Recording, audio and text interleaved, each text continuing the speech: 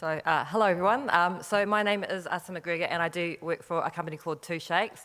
I'm really happy to be here today because ATAINZ it's got a special thing. If you think about my name, ATA.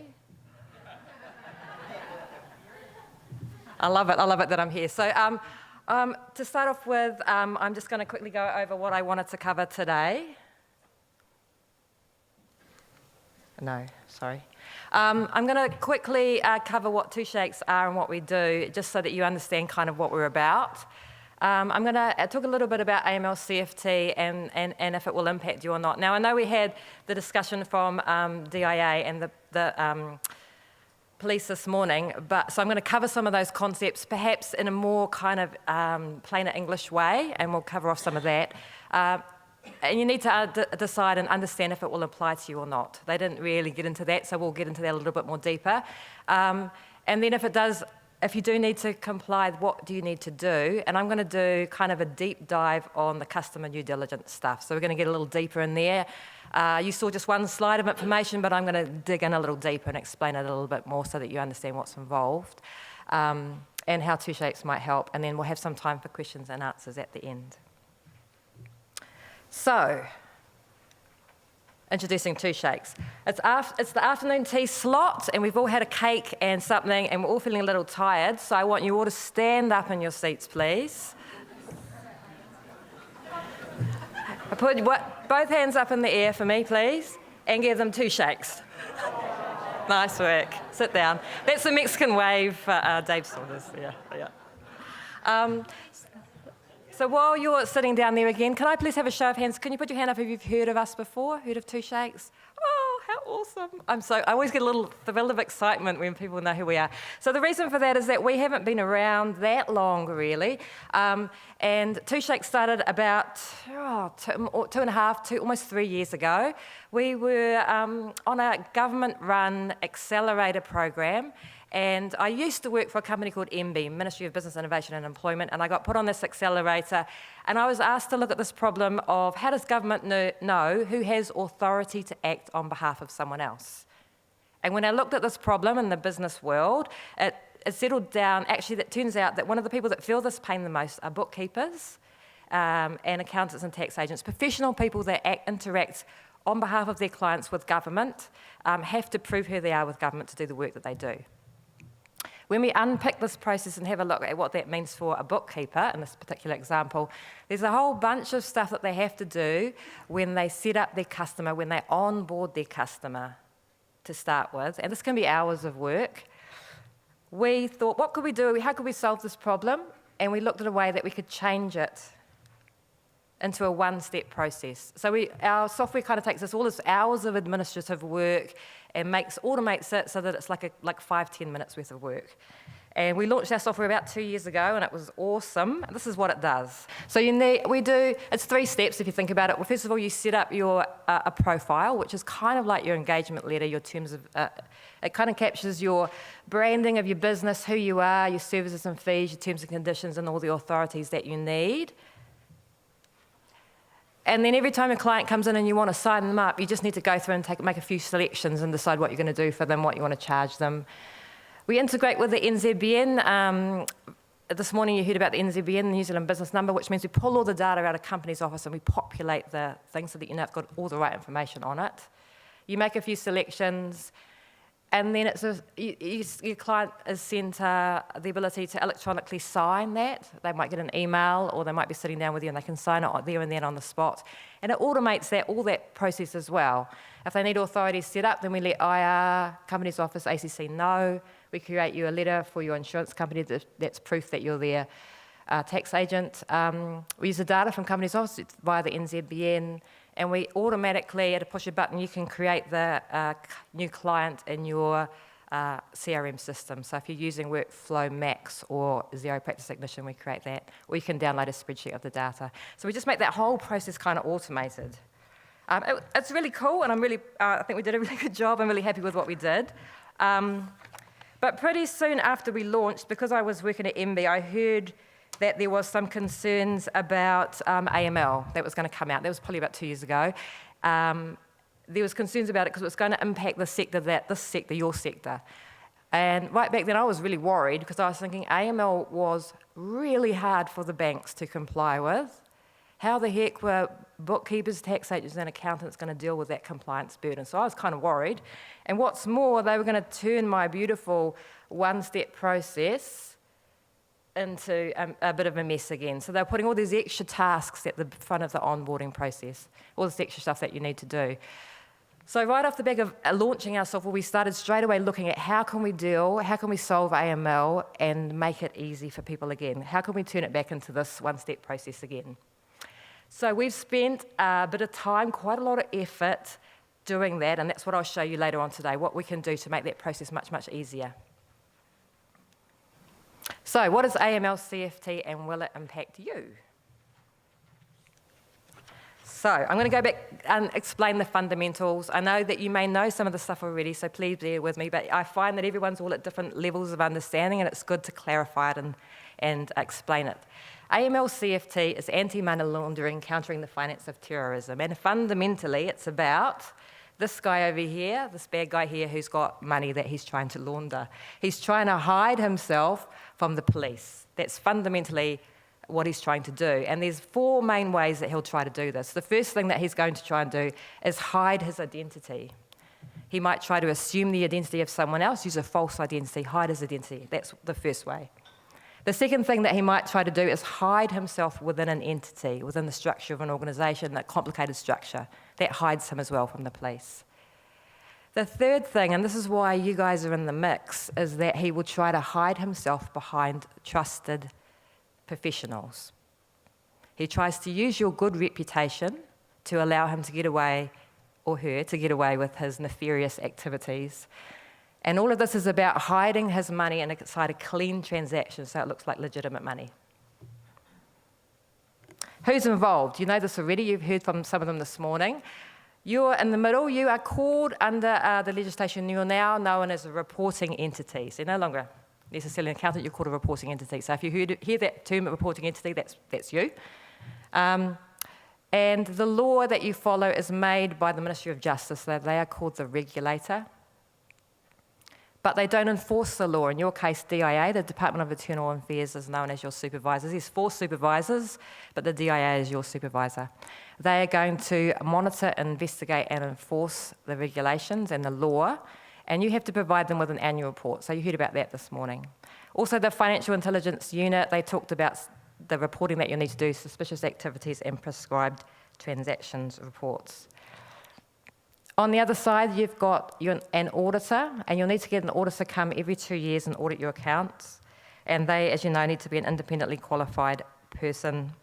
And all of your customers, beneficial owners, and anyone in control of the money, you'll need that you provide AML services to. You'll need to do CDD checks. So you don't all have to comply with AML. Deloitte reckons 90% of bookkeepers, tax agents and accountants will have to comply, but you might be in the 10% that doesn't need to comply with AML. And it all comes down to the services that you will provide to your customers. If you provide in-scope services, then you are considered a reporting entity. But if you don't provide your customers with any in-scope services, then you do not need to comply with AML and you are not a reporting entity. So it's really important to wrap your head around what that means. There was some recent advice that came out from DIA about some of the stuff, so I'm going to quickly cover off that. Came out last month. If you're setting up companies or anything like that on behalf of your customers, then you are a reporting entity. And if you're arranging anyone to act as a nominee, director, nominee, shareholder, someone who's acting on behalf of someone else in those roles, then you're in. Oh, whoops. Oh, damn. If you're providing a registered office, then you're considered a reporting entity, but there's an important thing to understand here. If you're only providing a registered office and you're doing nothing else, then you're a reporting entity, you're in scope. If you're reporting a registered office, but that is the only in-scope activity that you are doing, then you're not a reporting entity. Does that make sense? So if you're providing the reporting office just as a standalone service, with no other services, then that's in scope. But if you are providing a reporting office as part of some other out-of-scope activities that you're doing, then you're not a reporting entity. I hope that's clear. It's hard to explain, but yeah. If you're managing client funds, accounts, securities, or other assets, then that's in scope. So if you're moving the money around or instructing the money to be moved around in any way, then that's considered in scope. So if you've got control of a bank account for your client and you can move that money, if money's coming into your trust account, the recent advice from DIA is that if you are moving with IR, if you're, what's the terminology for it? Moving tax transfers at IR, then you're also in scope, yeah? If you're doing any real estate transactions as well, then you're also in the mix. So you need to kind of be aware of what these are and understand them in the context of your business, because it dictates your approach to your AML services. So you may decide, if you only have like a couple of customers or you're only providing a couple of in-scope services, you could legitimately decide to stop doing that to avoid being a reporting entity so that you didn't have to do any AML compliance work. That's a legitimate business decision. You might decide, I'm not going to do any of that company setup stuff anymore. I only do it for a couple of customers. I'm just going to let that work go now, and I'm going to carry on and do my out-of-scope work, and I won't have to do any AML compliance work. And that's a legitimate business decision. You can decide to do that. Your other option might be, I'm going to do just AML checks, CDD checks, just on the customers, a couple of the customers that I do AML services for. I won't do CDD checks on my out-of-scope service customers. So I'm going to leave them out of the mix. I'm only going to do a couple of these ones that are in the mix for CDD services, and they're the ones I'm going to do CDD checks on.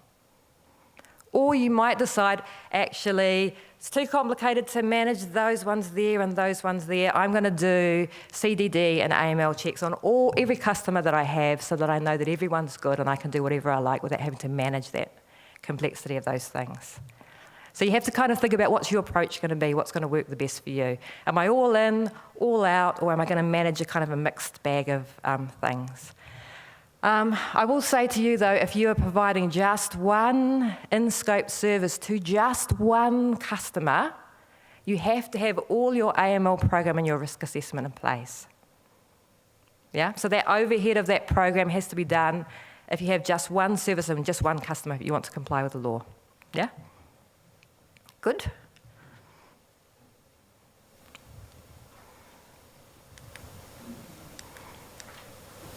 So what do you need to do to comply? I've got this set into 3 different phases. The first phase is preparing yourself, the second is the customer due diligence, and the third is about reporting and auditing. So hopefully by now, if you're a reporting entity, you've done the preparation phase. So you've done your risk assessment and your program, and you've vetted your staff, and you've registered for Go AML. You need to have done that now, or you need to start doing it now if you haven't done it. Customer due diligence is the bit that I'm going to focus on. The third part is reporting and auditing, and I'm not going to go too deeply into that. In terms of your preparation at the beginning there are a couple of people who can help you with that. So you might find Dave Saunders, who's sitting down here, has our thing for our advisors, got some packages that can help you get your program up and running really quickly, do your risk assessment. It's really useful stuff. It's really great. We also recommend Silk's Audit for Auditing as well. They're really good as well. Okay, so I'm going to get into customer due diligence a little bit more detail now. So the first one is customer due diligence. It's more than just doing ID verification on people. So this is a common misconception. It's not just about getting a copy of someone's a passport and you're good to go. There's more to it than that. The first thing that you need to do is you need to identify the beneficial owners. So Section 11 of the AML Act says that you must, a reporting entity must conduct customer due diligence on the customer, any beneficial owner of the customer, or any person acting on behalf of the customer. So what does this term beneficial owner mean? Beneficial owners are anyone that owns more than 25% of the shares, like the shareholders, or have effective control of the customer or who the transactions are conducted on behalf of. So I think it's useful to give you an example. So I'm going to give you a little example of what that means. So let's say you get Anne, a CEO of a company called Cards Limited, who comes in and says to you, I want to be your customer. So she rocks in and she says, hello, I'd like you to do my accounting work for me, tax agent work for me. And she wants some in-scope services. It's not sufficient to do ID checks just on Anne. You need to understand who are all of the people in the mix for this. In this particular case, she's the CEO for a company called Cards Limited, but she owns none of the shares. If you have a look at the share owning of Cards Limited, in this case, you can see that John, who is another director, the only director, owns 20%. Then there are a couple of people who both own 5% of the shares, but the bulk of the shares, 70% of the shares, are owned in another company. If you go down another layer underneath that company, you can see that there Les and Sally appear again. They've got another little mix of the shares.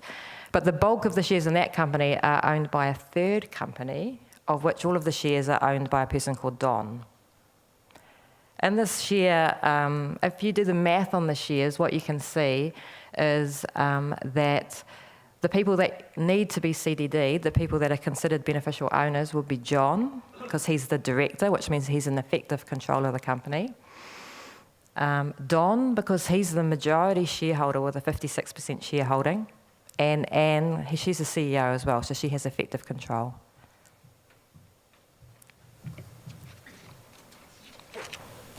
So all this kind of stuff, this unraveling of the structure of companies and the math that goes into doing it, this is all really easy stuff for software to do. So what 2Shakes does is that we pull all that information from Companies Office and we present it to you and we do the math. So you can see who are the shareholders, what they own. You can expand the structure to show any minority shareholdings that are in the mix as well.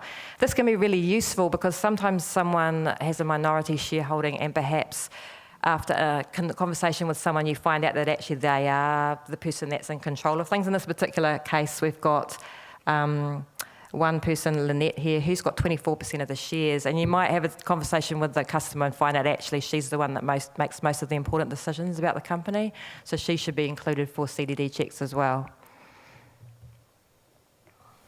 Our software also shows the breakdown of the structure in terms of a graphical kind of representation. This is quite useful. Some people like to see things as a picture.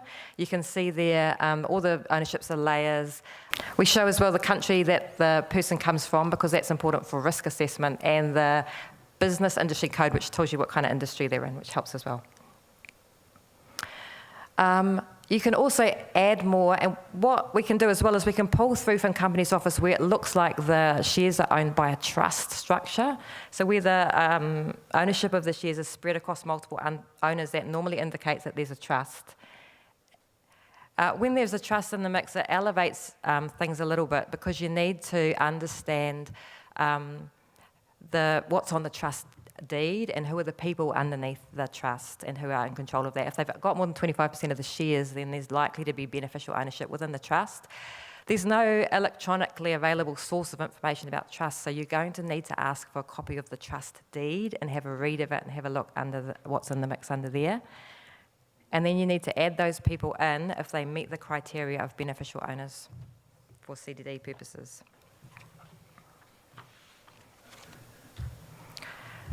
There's specific requirements around what you need to record for trust, so it's slightly different things that you need to do. And we've taken all the advice that I have about trusts and we've kind of coalesced it into this trust tab. In our software, we kind of guide you through what you need to do, what you need to record. So under you have to record the address of the trust and the trust type, and you have to record beneficiary descriptions dependent on the type of trust. So is it a charitable trust, discretionary trust, trust with less or more than 10 owners? They've got different requirements about what you capture. You do not need to do identity verification checks on your beneficial owners, but you do need to record their names and date of birth. So we kind of guide you to do the right things.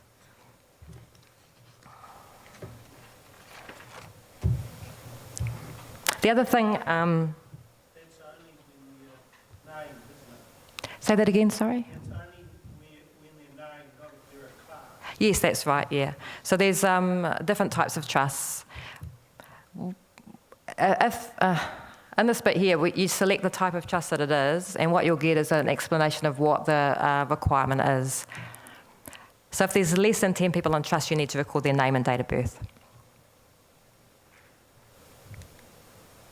So that's the beneficial owners. The beneficial owners, identifying them, just basically getting yourself a list of the names of the people that you need to identify. The next thing that you'll need to do is to record the CDD level, and these are the 3 levels that we described before. So what you need to do for each different level is different. You need to get different information. So if it's standard CDD, which means it's a normal level of risk, you need to record the name, date of birth, the relationship to the customer, the nature and purpose of their business, the address, and the identifying number, the NZBN. If it's enhanced due diligence, that will apply if it's you think it's a high-risk customer. So you've assessed them and think, something a little unusual here. Maybe they're from a foreign company which has a higher risk profile, or perhaps it's a charity, or maybe there's a lot of cash going through the business, that would become higher risk. If they're a trust, if there's any nominee, people working in nominee capacity and roles, if they're a foreign politically exposed person or a PEP, or from a higher risk country, then it elevates the risk profile of that customer to enhanced. You have to do, for enhanced, the same verifications as for standard, but you also have to find the source of wealth or funds. There's also simplified CDD, but you probably won't be doing that because that's basically just government departments, and I doubt that you do much work for them. But there's a list of them in the legislation. So what we do, what 2Shakes does is it records, you can capture the level of the CDD that you want. And we have taken the legislation and we've turned it into kind of a tick list. And this is what you can see here. So if any of these apply for that particular customer, it automatically elevates the level of risk up to enhanced. So it's trying to help you to make sure you get it right. It starts at standard, and then if you tick any of these boxes, it's going to elevate it up. So in AML CFT, you're expected to know your customer and describe the nature and purpose of their business relationship. It is not sufficient to write down here that you do accounting work for your customer. The nature and purpose actually is really important because you're trying to capture a description of the business that explains what normal is, so that you know when they start doing something that looks unusual or strange, or a material change that would flag a risk profile happening. So there's some help text here that's trying to help you to kind of record the right kind of information, but it's really more about capturing a picture of normal for that customer, so that you've got that on record, so that you know later down the track when they start doing something unusual that it's really weird. So I think about this in terms of you know, if you're used to your customer coming up and driving and arriving to your office in an old Mazda car, and then suddenly they rock up and they have a Ferrari, then that's like an indication of material change. Something it's that kind of thing that you're looking for. What you want to, you won't know that the Ferrari is unusual unless you know that they normally drive a Mazda. I don't know if I'm helping here, but yes. So there's a normal picture of what's normal, and that's what you want to capture here, and our software is trying to help you to record that correct thing so that you know when there's been a material change. Once you've got the beneficial owners down, you've got a list of all your names, you know how high you need to do your CDD level, then you can verify their identity. DIA's got a code of practice around how to do this. There are 3 different ways. The first way that you can confirm someone's identity is to cite their identity documentation face-to-face. You could be like Dave, you could rock up to their house and you could cite the person, cite their documentation, and you would be good to confirm that that was them. The other thing that you could do is you could get someone else who is in a trusted position to do that for you. So another chartered accountant could do it, justice of the peace or a lawyer, they could cite the documents and say, yep, I've seen them, they're good, I have cited these documents. The third option is that you can do an electronic ID verification, which means that the data can be entered into a system and matched against trusted external data sources. And if they match, then that's another acceptable way of doing it as well. 2Shakes matches information against trusted data sources. If you wanted to do an electronic ID verification using our software, you can. We use a source that matches address data against the information held by banks, utility companies and energy companies, financial companies and things like that for your address verification. We match the data against the DIA's passport database, against the NZTA's database and against LIN's property data as well. How we do that in 2Shakes is that when someone is signing the agreement, we ask you, how do you want to do the ID verification for that person? You can say that you want to do it manually, which means you'll be citing the documentation yourself, or you could say, actually, I'm going to use electronic ID verification. If you do it manually, which is perfectly acceptable, good way of doing things, in our software, if you want to use it, you can upload your scanned copies, upload your information. And the reason why that is quite a good thing to do is it reduces the risk of identity theft. So if you have a file sitting, a cabinet of scanned passports and driver's license sitting in the corner of your office, that's quite a risk. Someone could come in and steal that information and do bad things with it. So the good option is to load that document up and keep it in a safe, secure place. If you do electronic ID verification, if you wanted to do that, what happens is that the client gets sent a form to fill in, and with that form, they're asked to enter all their identity information as part of the signing of the agreement, and then we match that against those external data sources, and we bring you back a report. So it happens kind of very, very little work from your behalf. You don't have to do very much at all. You just send it out, it comes back, and we show you where it matched and what it matched on and if it's a pass or not.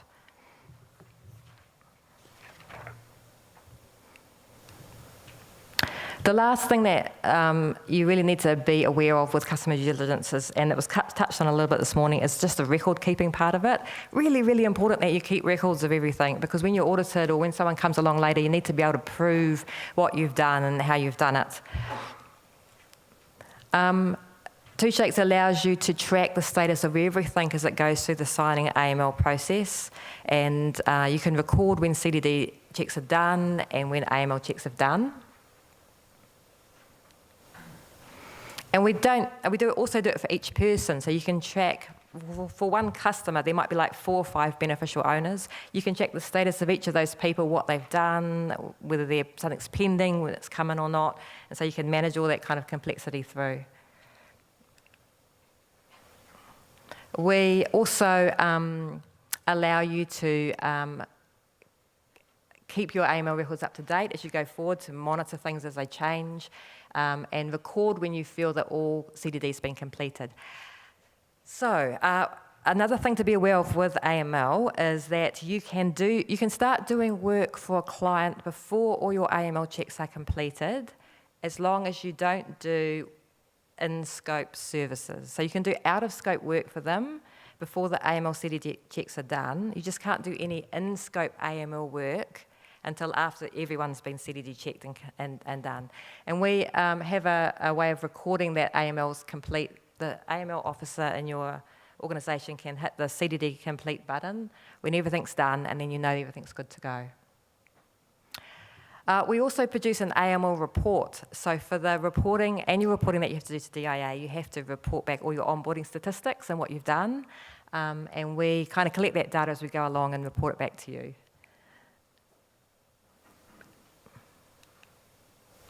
The AML report kind of collects in all of the things that we've captured that you can show an auditor. We talk about the agreement details, the customer due diligence level you selected, the nature and purpose notes you took, the risk assessment that you did, information about the entity and the structure, the ID verification, and all the notes and files. We also have a report of all the statistics. I mentioned that before, so that you can see how many people you onboarded and how you did it. And when you do your report at the end of the year to DIA, you can just kind of pull this report out, fill it in, and use it to report back to DIA. Okay, so that's kind of it. I've got some homework for you here. The first thing to say, I mean, the DIA mentioned this as well, but there is this booklet for accountants. And if you haven't read this already, you really need to get a hold of one of these. If you don't know where to get one from, feel free to come and let me know, and I'll send you a link to it. Most important thing, if you haven't done it already, is to have a look at page 8 and check that out and decide whether whether AML will comply to you and what services are in scope and out of scope. That's probably the most important thing that you should do. You need to have your AML compliance officer in place, get started on your risk assessment AML program, and apply for Go AML. If you're interested, you can sign up for a 2Shakes demo and webinar. So our software is free for the first 10 agreements. There's no charge. You can use it for free, see if you like it. Then we charge $30 a month going on from there, and you can get 5 sign-ups a month from that. And if you want to learn more, just pop your details down. We have a little form at the back there. You can put your email down, and we'll send out some more information about AML. And you can come to a free webinar, and we'll show you how we work. Right. That's kind of it. Does anyone have any questions? Hello. This might be a dumb question, but I keep being told there's no such thing as a dumb question. Right, simple mathematical example. Company A Yes. is 50% owned by Company B, and everything else is tiny. Company B is 50% owned by Mr. C. So Mr. C beneficially owns 25% of the of Company A at the bottom. So we're going to do CDD on him. You do CDD on people. Yeah, on people. Yeah. So when you say Company C, is there one owner? Sorry, Mr. C. Mr. C, sorry, yeah. Yeah, owns 50% of Company B. Company B owns 50% of Company A. So vicariously, he owns 50% of A. 25%. 25%. Yeah. And everything else is tiny, so we assume everything else is tiny. Right. So that's clear. Now, what about if those percentages are 40% and 40%? So he only owns 16% of the bottom company. What's the reporting requirement? So you don't have to do CDD on people who are below 25%. Yep. You may choose to for your own reasons. Okay, so just in terms, I agree with that, but in terms of compulsory reporting, he owns 16% of the bottom company. Yeah. Right, so we're well below 25%. Yeah. But he does own 40% of the intermediary company. Yeah. Is it that triggers reporting on him? Who is your customer is the answer to the question. So if your customer is Company A, then you need to know the 25% ownership of Company A. But if you're representing Company A and Company B, and he owns 40% of B, then you would have to do it in purposes of B. Yep. That's clear to me. Okay, thank you. Oh, no, you're welcome. Oh, this is the accountants, the guideline for accountants. Yeah. It's on DIA's website. Yeah. I'm happy to send you a link if you want me to do that. Yeah. You should all have a copy of it. Everyone in this room should read this document. Yeah, good. Yeah, okay. Yeah. Oh, sorry. The first 10 agreements are free because we figure you need that to figure out if it's going to work for you. And then after that, it's $30 a month, and you get 5 agreements per month. They roll over. If you don't use them, they kind of carry forward. We charge on top of that, we charge $5 for each electronic ID verification you want to do, because we use a third party and we pass on the cost of that to you. Can I just ask, sorry to be just doubly sure, so the 5 agreements are for new clients? Yeah. So once you've done one previously, you don't need to keep renewing? If you want to renew an agreement, then we charge another $5 for each renewal of an agreement. Right. Yeah. So if you renew your agreements every year, for example, and you want to resend them out and we agree them, new terms and conditions, that kind of thing. Right. If you want to redo CDD. Yeah. Yeah. Hi, yeah. Oh, hello. Hello. Just a quick question on your example, Let's Tell Limited. You've got Don being the beneficial owner. Does your company look into Don? And Sorry, I didn't quite catch. Does what your you meant. investigation stop at Les Tell Limited, owning 80% of Hidden Limited, and you come back and you say, yes, it's Don that owns all the shares of Les Tell Limited. Do you also look into Don? Like, So I'm going to answer you, but I'm not sure if I understood you. But we just keep recursively looking up the Yeah, but company's you- office you until we look get the complete structure, all the way down to the bottom. And that particular example, it stopped at Don. That was the bottom of the... so all you'll come back and just say Don is the beneficial owner of the company. You won't actually look at Don and what he does and that sort of thing. Oh, no, but if you wanted to do ID verification on him, we would do that as well. You could choose to do a ID check on him, a CDD check. Am I answering your question? No, yeah, it does. Thanks. Yeah, sorry, I don't know, I'm maybe not answering you properly.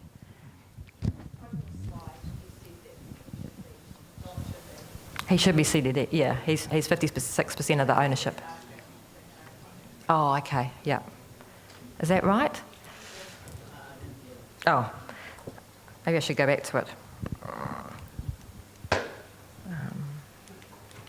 Oh, watch me struggle through this clicker. So you're talking... So, la, la, la, la, la.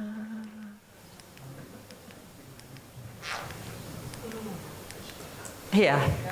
Yeah. So we've got Don down the bottom here.